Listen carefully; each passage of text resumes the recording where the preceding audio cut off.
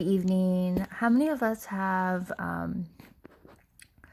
been up to 2 in the morning looking at our phones and we told ourselves 4 to 5 hours ago we were going to bed? It is just a very common occurrence nowadays that we are saying we'll watch one more video, or we'll watch one more season of our favorite show, or we'll look at Pinterest because, oh, I'm going to make a dress, or I'm going to make some lovely dish. And so we get dragged into the internet black hole.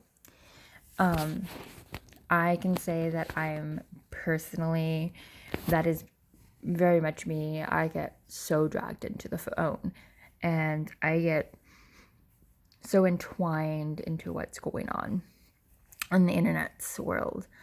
Especially with COVID right now, we should have more time, but we're not because we're so into our phones.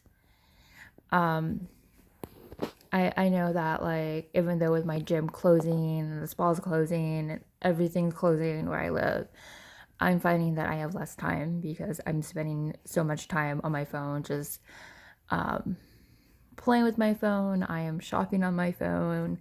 There's so many apps like Instacart and Ship It and Amazon, and I can go clothes shopping now on my phone. I don't have to leave my house. I can do homework on my phone through Canvas and a few other websites. And so, even though I used to have like so much free time, I'm finding that I have less time since the start of COVID.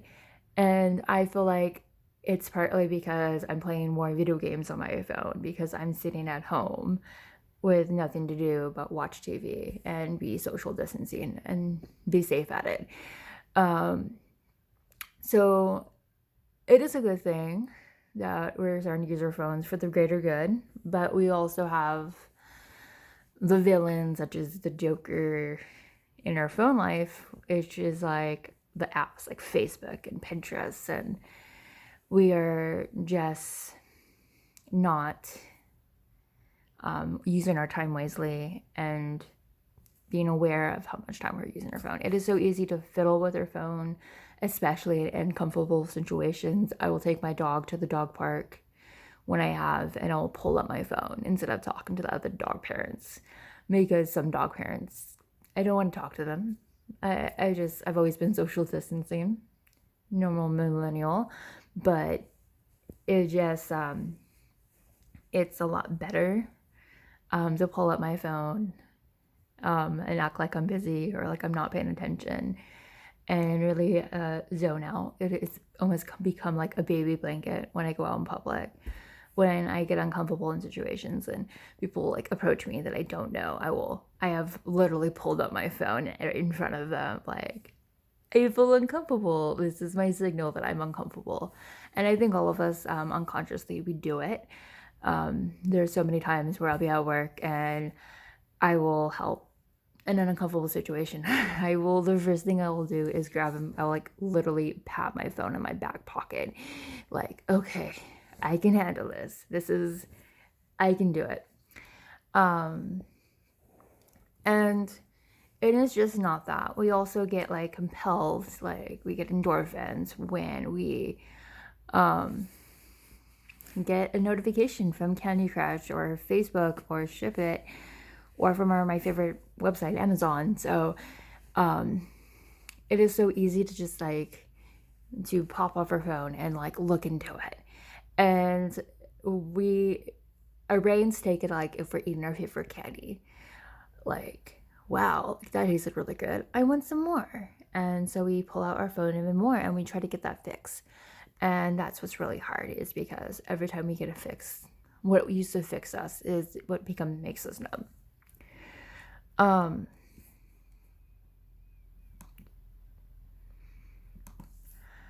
And the main reasons that we become so addicted to our phone is just because it's such an easy thing to fiddle with. We've always had it where it's there. If you're 20 or younger, it's always been there. I'm 29, so my phone has been with me since I was a senior in high school for the last like 11 years. And so My first phone was a flip phone, and it was a Nokia, and it didn't have anything. And so like I never like had the addiction until like I got married and I got my first smartphone. And that's when like I'm spending hours and upon hours on my phone. The average person is spending about like 90 minutes on their phone on average, at any given time, sometimes even more. People spend up to like 3 years of their life on average. I mean, sometimes people even more, just looking at their phone, browsing at their phone. Um, it really does affect our brains because it does feel like a safe place, and it feels like we can conquer the world because we have a computer basically in our hands. This has become a true issue because our phones basically have become a thing that we can't live without. And we just go easily get bored that we will pull our phones out and just look for that instant satisfaction. And if, of course, like we've all heard people like basically saying, oh, that person in their phone, or we've all had that incident where we go to a restaurant and everyone's on their phone, when we're with friends.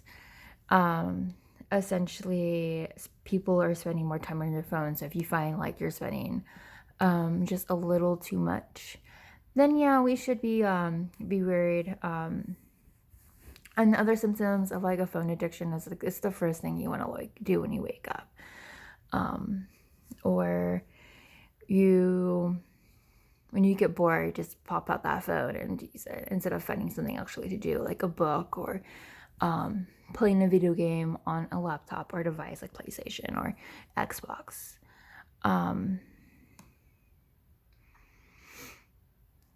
There are many like benefits of having a phone, especially during COVID. We have I don't actually ever have to carry any of my insurance things for my car. I opt out when I signed up for insurance. My insurance cards are all on my phone on an app. I can order food, which is really nice. We also can order coffee, juices, etc., Jamba Juice, Starbucks, all from our phones. But we become so reliant on our phones, and that's the main issue, is that we have become so entwined into the rabbit hole of what our phones is. And we use it as a entertainment device, a gaming device, and it's not. It is a great tool during COVID right now, but it's not meant to be our whole world. There are many ways to break your phone addiction. Maybe putting down your phone once in a while, hiding your phone, not sleeping next to your phone. That's a really great idea. Many apps on our phones are accessible, so we can essentially, there's an app called the Forest app. I think that's what it's called. It's an app that you essentially, let me see, it is called,